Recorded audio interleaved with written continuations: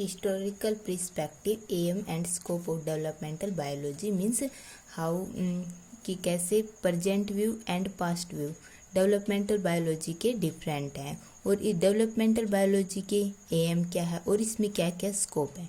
What is development? Development is mainly simple cell का एक complex organism में convert होना ही डेवलपमेंट कहलाता है। और what is development biology? The process involve in conversion of simple cell into complex organism. This is developmental biology. Means in this इसमें क्या क्या इन्वॉल्व होता है? एग का स्पर्म के साथ फर्टिलाइजेशन होना, जाइगोट की फॉर्मेशन होना, फिर जाइगोट का क्लीवेज होना और ब्लास्टोमियर की फॉर्मेशन होना, इसके बाद गैस्ट्रुला की फॉर्मेशन होना, उसके बाद ऑर्गन डेवलप होंगे और उसके बाद होल ऑर्गेनिज्म। ये सारी प्रोसेस डेवलपमेंटल बायोलॉजी में इन्वॉल्व होती हैं। Then we study how embryology is different from developmental biology.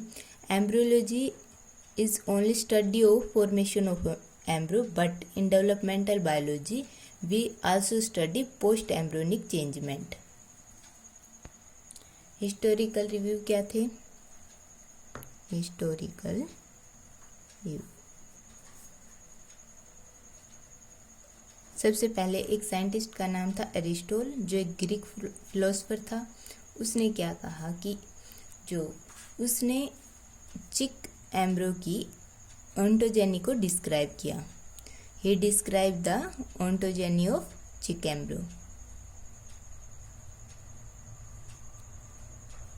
और उसने एनिमल्स को उनके रिप्रोडक्शन के आधार पर डिवाइड कर किया था। फिर एक साइंटिस्ट है जो फैब्रियस एंड हार्वे। फैब्रियस एंड हार्वे, इन दोनों ने क्या डिस्क्राइब किया कि जो डेवलपमेंट कैसे होती है। जो development as an epigenesis is an epigenesis process means यहाँ पर पार्ट्स का सुपर एडिशन होने के कारण ही डेवलपमेंट होती है। उसके बाद ग्रेफ आया और उसने क्या ऑब्जर्व किया? उसने जो ह्यूमन ओवम है उसके ओवरियन फॉलिकल सेल को ऑब्जर्व किया। Ovarian follicles, he observe ovarian follicles. Leeuwenhoek ने फर्स्ट टाइम स्पर्म सेल को ऑब्जर्व किया और बोनेट ने पार्थेनोजेनेसिस मीन्स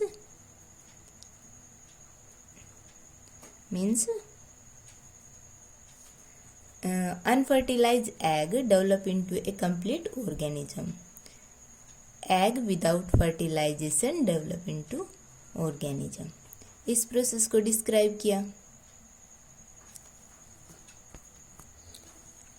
अब हम पढ़ेंगे classical theory of developmental biology. Classical theory जो किसने सबसे पहले थ्योरी थी प्रीफॉर्मेशन थ्योरी। ये किसके द्वारा दी गई? स्वैमर्डन द्वारा दी गई। और इसने क्या पोस्टुलेट किया कि जो सेक्स सेल होती हैं वो sex cell contain preform embryo in miniature form. यदि स्पर्म सेल एम्ब्रियो को कंटेन करेगी तो क्या कहेंगे? स्पर्मिस्ट। और यदि एग सेल एम्ब्रियो को कंटेन करेगी तो क्या कहेंगे? ओविस्ट। उसके बाद एपिजेनेटिक थ्योरी आई जो कि वोल्फ ने दी थी। एपिजेनेटिक थ्योरी जो कि वोल्फ ने दी थी। और इसने क्या कहा कि जो एग और ओवम होता है उसमें कोई प्रीफॉर्म एम्ब्रियो प्रेजेंट नहीं होती। उसके अनुसार जो एम्ब्रियो कंपोज होती है ग्लोब्यूल ग्रैन्यूल और वेजिकल से, ग्रैन्यूल और वेजिकल से, और ये ग्रैन्यूल और वेजिकल्स बाद में ऑर्गन्स का डेवलपमेंट करते हैं और एक कंप्लीट ऑर्गेनिज्म की फॉर्मेशन होती है। उसके बाद बायोजेनेटिक लॉ या बेयर लॉ या जर्म लेयर थ्योरी आई। बायोजेनेटिक लॉ और बेयर लॉ या जर्म लेयर थ्योरी। इसके अनुसार जो स्पीसीज में या पॉपुलेशन में जो कॉमन फीचर होते हैं वो ऑर्गेनिज्म में फर्स्ट डेवलप होते हैं, जो अनकॉमन फीचर होते हैं, स्पेशलाइज्ड फीचर होते हैं, वो लेटर डेवलप होते हैं। उसके बाद एक थ्योरी आई रिकैप्सुलेशन थ्योरी, रिकैप्सुलेशन थ्योरी जो कि म्यूलर और हैकर ने दी थी, म्यूलर एंड हैगल। इसने इन दोनों ने क्या कहा था कि जो ऑर्गेनिज्म की ओंटोजेनी रिपीट फाइलोजेनी, मीन्स जो ऑर्गेनिज्म की जो डेवलपमेंट होती है वो उसकी इवोल्यूशनरी हिस्ट्री को रिप्रेजेंट करती है।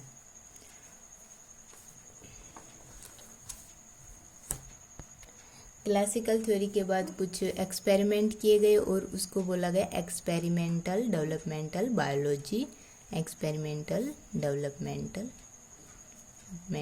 बायोलॉजी। सबसे पहले जो एक्सपेरिमेंट किया वो रोकस ने किया और उसने एक थ्योरी दी, उसका नाम था मोज़ेइक थ्योरी, जो कि 1888 में रोकस द्वारा दी गई।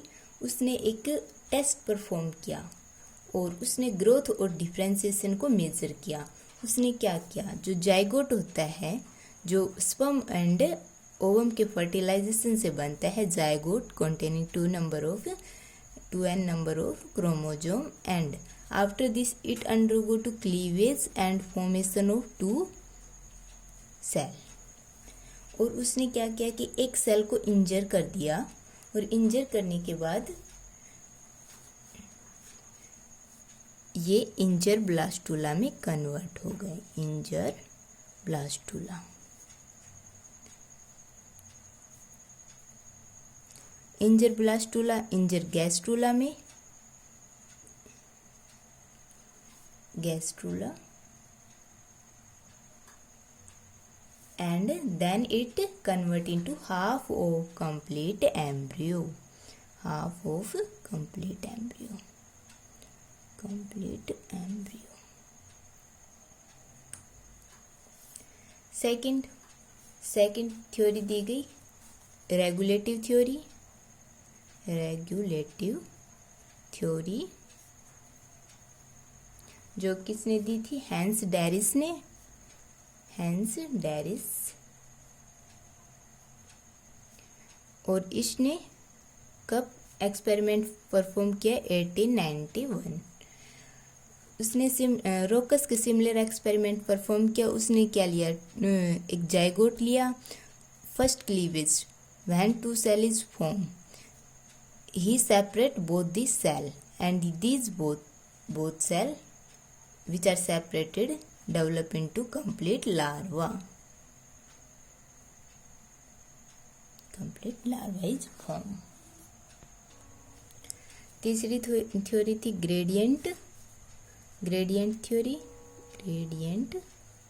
थ्योरी जो कि बोवीर द्वारा दी गई इन 1901। उसके अनुसार जो वेजिटल रीजन होता है सी ऑर्किन्स एग का जो वेजिटल रीजन होता है वो एनिमल रीजन की मॉर्फोलॉजी को अफेक्ट करता है। फोर्थ थ्योरी आती है metabolic axial gradient, metabolic axial gradient theory जो कि चाइल्ड ने दी थी, given by Child in 1940। उसके अनुसार जो एग में जो ऑक्सीडेटिव ग्रेडियंट प्रेजेंट होते हैं, ऑक्सीडेटिव ग्रेडियंट वो वेजिटल और एनिमल हेमिस्फीयर में, वेजिटल एंड एनिमल हेमिस्फीयर में इनकी अमाउंट डिफरेंस होती है। Oxidative gradient in vegetal and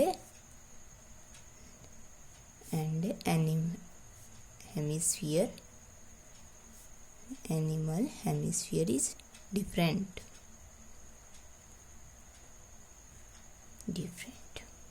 amount is different.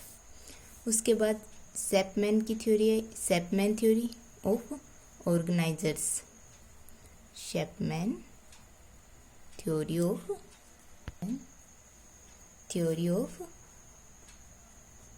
Organisers.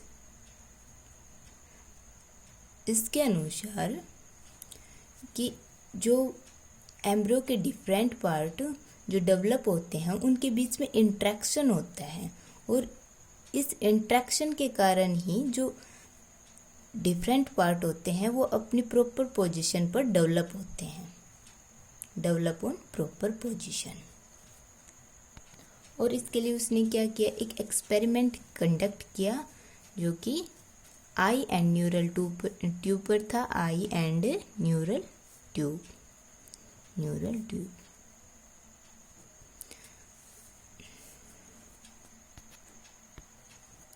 उसके बाद एनालिटिकल डेवलपमेंटल थ्योरी आई जो कि मॉर्गन ने दी थी। एनालिटिकल डेवलपमेंटल बायोलॉजी जो टी.एच. मॉर्गन ने दी थी, मॉर्गन। और उसके अनुसार जो ऑर्गेनिज्म की जो प्रॉपर्टी है वो डीएनए द्वारा डिटरमाइन की जाती है। ऑर्गेनिज्म की प्रॉपर्टी डीएनए द्वारा डिटरमाइन की जाती है। डेवलपमेंटल बायोलॉजी के जो वेरियस पार्ट हैं वो chromatography, electrophoresis, ultracentrifugation, radioactive tracers and electron microscopy से स्टडी किए जाते हैं। डेवलपमेंटल बायोलॉजी की ब्रांचेज कौन सी होती हैं? Branches of developmental biology, branches of developmental biology. इसमें क्या होता है कि हम कौन कौन सी डेवलपमेंटल बायोलॉजी की कौन कौन सी ब्रांच होती है कि हम इसमें डिस्क्रिप्टिव डेवलपमेंटल बायोलॉजी मीन्स हम ऑर्गेनिज्म की पूरी डेवलपमेंट को डिस्क्रिप्शन में स्टडी कर सकते हैं। हम एक ऑर्गेनिज्म से दूसरे ऑर्गेनिज्म के डेवलपमेंट को कंपेयर कर सकते हैं और ऑर्गेनिज्म के डेवलपमेंट पर एक्सपेरिमेंट भी कर सकते हैं। ये सारे डेवलपमेंटल बायोलॉजी की ब्रांचेज हैं। अब आता है इसकी सिग्निफिकेंस क्या है। इसकी सिग्निफिकेंस है कि हम ऑर्गेनिज्म की डेवलपमेंट को स्टडी कर सकते हैं, उसकी इवोल्यूशनरी हिस्ट्री को स्टडी कर सकते हैं, phylogenetic development on we study ontogenical development and phylogenetical development and also ontogenic development. और इसमें हम ग्रोथ, हाउ ऑर्गेनिज्म ग्रो, ये स्टडी कर सकते हैं and where malformation occur in the development, ये भी हम इसे स्टडी कर सकते हैं। सेल्स एंड मॉलिक्यूल्स में एजिंग कैसे होती है, इसकी स्टडी भी हम डेवलपमेंटल बायोलॉजी में कर सकते हैं। ये reproduction help in controlling reproduction and development of human population also studied by this।